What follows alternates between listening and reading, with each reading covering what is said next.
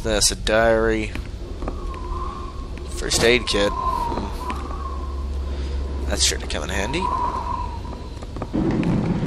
What a nasty... Oh, I can shove this around. Is there anything on an upper shelf that I actually want, though? Or, can I climb this? Guess not. Okay, what's this? Let's check it out. Wonder if I have any new diary entries. Missing entries. I'm completely unable to recall what led to my confinement in the Arkham Asylum or what happened in the 6 years between my 2 visits there. They told me I had some kind of personality change that night in Boston, so they watched me for a while. Decided I wasn't dangerous, so let me go. After 6 years, I switched back, just as mysteriously. They admitted me again, found nothing wrong, and here I am. Among the personal effects they returned to me is a weather-bound journal. Perhaps it will tell me what I've forgotten. Looking through the journal, all I can find is my life as a police detective. There's no hint of any illness or mental strain or anything else that could explain my change of personality, or the equally sudden recovery that still baffles my doctors. However, a number of pages have been torn from the journal. Who did it or why, I can't tell. Did I destroy them myself to suppress some horrific memory? Or did the asylum staff judge their contents detrimental to my treatment? Why was part of my life erased? What is it that I can't remember, and who wants it to stay forgotten? Is it a precaution to protect my sanity, or the key to something I need? Oh, here's a bunch of stuff. Okay, so I guess that was the Diary of Brian Burnham I just picked up. What's this stuff? The Boston Globe, 20th August 1909. Enlightened or duped, inside Boston's strangest church. Those of our readers who live near its headquarters in an old-looking Boston residence will need no introduction to the Fellowship of Yith, or whatever the cult's name is. For those who have not encountered this mysterious semi-religious group before, a few words of explanation are necessary. Since our country's founding upon the basis of religious freedom, its shores have been home to many small religious groups outside the mainstream. No small number are headquartered in the states of New England, where the Pilgrims themselves sought a new world of free of religious persecution. But the question must be asked, at what point does religion become a cult, and its trusting adherents, not to mention its blameless neighbors, become victims? That is the question this journal poses in regard to the Fellowship of Yith. In a month-long investigation, our intrepid reporters have diligently sought out the truth behind this so-called church. Its origins are somewhat mysterious, the more so since the group's leaders declined to be interviewed or to assist our investigation in any way. However, it seems that the Fellowship was founded more than 20 years ago by one Victor Holt, based on a revelation he had received from beyond the confines of this world. Holt has not been seen for almost 6 years. His followers apparently believe he is communing with the mysterious powers behind his faith, and that he is shortly to return with new insights and teachings. All this sounds like a harmless and eccentric spiritual group, a little different from many others. However, those who make their homes near to the Fellowship's headquarters tell a different, more sinister story. The adherents of this obscure sect are to be found loitering on street corners, casting menacing glances at their innocuous neighbors, and frequently engaging in acts of petty crime, which the local police seem powerless to prevent or redress. Strange lights have been observed burning in the windows of the old house at all hours of the day and night. They change color unpredictably and cast weird, unintelligible shadows. Even more disturbing are the noises which have been heard to issue from within the mysterious building. They include chanting, unearthly music, and, worst of all, screams like those of lost souls in agony. Many of the sect's neighbors are convinced that its services include human sacrifice or similar atrocities. Those few who dared complain to the local police were told that because the house is private property and because there is no concrete evidence of any wrongdoing, the most they can do is file a noise complaint. Are the horrors of Salem being reenacted in our city more than 2 centuries on? Is this Fellowship of Yith engaging in unspeakable and criminal acts of worship involving torture and sacrifice? Why is nothing being done to ease the fear and distress they cause to the local community? A source within the police department, speaking on the condition of anonymity, told the Globe that the Fellowship is suspected of involvement in a number of local crimes, but so far the lack of evidence and the reluctance of the nervous witnesses to come forward have thwarted any official investigation. Very well, we say.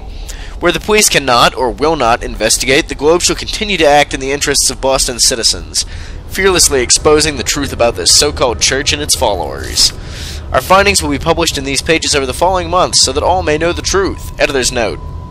It is with great sorrow that the Globe announces the death of reporter Howard Addlestone, who was leading the paper's investigation into the Fellowship of Yig when he apparently drowned in Boston Harbor.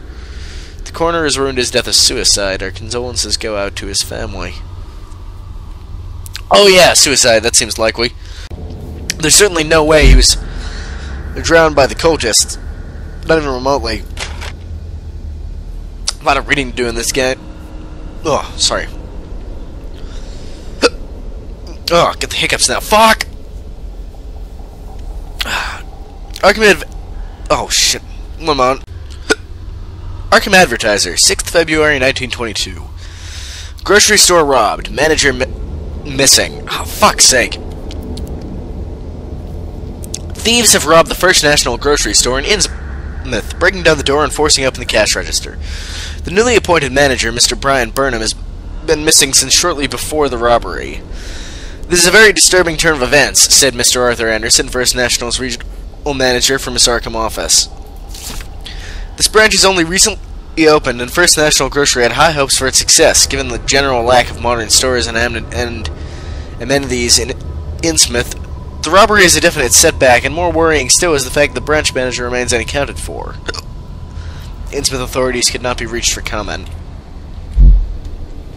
Alright, Diary of Brian Burnham. Well, I agree with the locals on one thing. I shouldn't be stuck in this miserable excuse for a town. I can see why nobody comes here, that's for sure.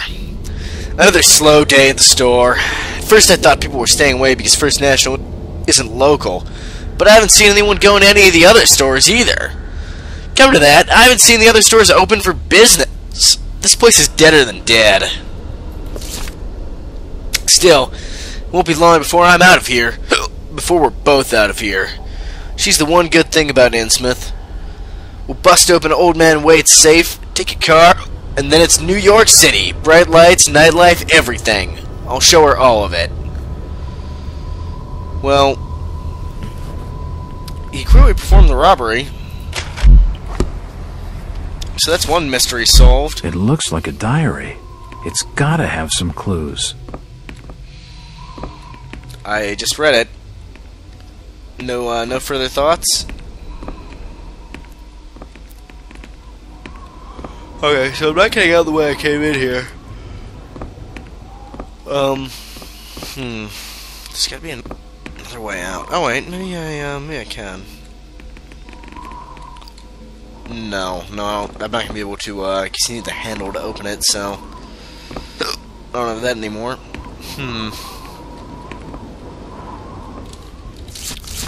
Maybe if I look at the diary again, he'll say something about it this time. Hang on a minute. No. For a minute, it looked like I could go forward from the first page it started me on, but no. Alright, so... Yeah, okay. There's something on the other side of this wall. Can I use anything? Look, it looks like there's a stone sticking out there, but pressing F on it does nothing. I can feel the air through holes in the brickwork here. Yeah, if only I had something to break the wall with or something. I wonder if I can get this thing up with enough... Yeah, there we go.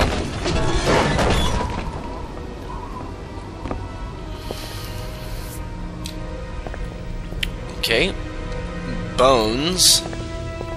The cellar's filled with human remains. Yeah, that one's not quite fully decomposed either.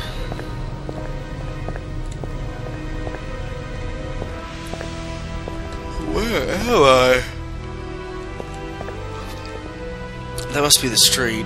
This is a dark room. There are some issues of the Innsmouth Courier line here, and they're dated 1846. That's pretty old. Well, let's take those. Have a look at them, I suppose. So much reading. It's apparently a pretty story-thick game. Innsmouth Courier, 19th June, 1846. Innsmouth Patrician arrested. Tales of Heathen Ceremonies by John Lawrence, editor. Obed Marsh, the head of Innsmouth's wealthy and influential Marsh family, now sits in the city jail accused of devil worship and other unspeakable practices. The whole community is left in a state of shock by the horrifying revelations that accompanied the arrest. Readers will no doubt be aware of the deep reservations expressed by the courier's editorship and other decent citizens concerning the esoteric Order of Dagon, which was founded by Captain Marsh after his return from the South Seas, and is said to be based upon a primitive religion he encountered among the uneducated natives of certain distant Pacific islands. The captain's arrest seems to lend strength to those suspicions, and a full investigation is expected to unearth more. Old photos of Innsmouth. Most of them have faded beyond recognition. Oh man, sorry about the hiccups, guys, but I never meant for it to be this way. Nothing of interest. But I want to know what that says. It's clearly some document. What's this? Ammunition. They don't have a gun, though. But I do have a pistol clip for a Colt 45. So there's an old. So this must be the old newspaper headquarters, because that's a printing press. Nothing of interest. Not interested in these old newspapers, though. Only that one downstairs. I guess that one downstairs was, you know, hidden under floorboards, thereby making it far more suspicious. The door's bolted shut. No, it's not. Oh. Nothing of interest here. It's with the courier. Huh. Yeah, it looks like the newspaper shut down. Whoa, holy shit. Do I know you? Lucas Mackey. Sorry to startle you. Innsmouth doesn't get a lot of visitors. New names spread fast. What are you doing in town, Jack? Hear about the missing Burnham boy? Not bad. I'm a private detective. My client's a friend of the Burnhams. Seen the latest press from Arkham? Your boy's been quite busy. What about you, Mackey? You're obviously not a local. What's your business in town? True enough, Jack. Nothing too exciting, I'm sorry to say. I'm a government factory inspector. They posted me in this rotten hole to check over the old Marsh refinery. Speaking of which, I've got an appointment with the manager, Jacob Marsh. Okay. Maybe I'll catch you later. Seeing as you seem That's the distinctly first more friendly sane than face I've most seen in people. this damn town. But I've been in this business long enough to know he's hiding something. He's the save point. You have to talk to him before you're allowed to use it. Yeah, every time I save, it fucks up my my mouse movement. Strange that. Alright. Did he give me a newspaper? I think he did. I think he gave me another Arkham Advertiser. So this is the day after... What was this one about? So this is the day after the break-in. Innsmouth robbery, missing manager accused. In yesterday's edition, we reported on a burglary at the recently opened First National grocery store in Innsmouth. The case took a new turn today as authorities in the town named Brian Burnham, the store's manager, as a suspect in the case. Burnham has not been seen since the robbery and is thought to have left the area. It's a very straightforward case, said Chief Constable to inquiries by the Advertiser. Oh, sorry about... Whoa, I'm gonna take a break after this, this document. This young man simply robbed his employer and fled. Imagine he's out of the county now, if not the state.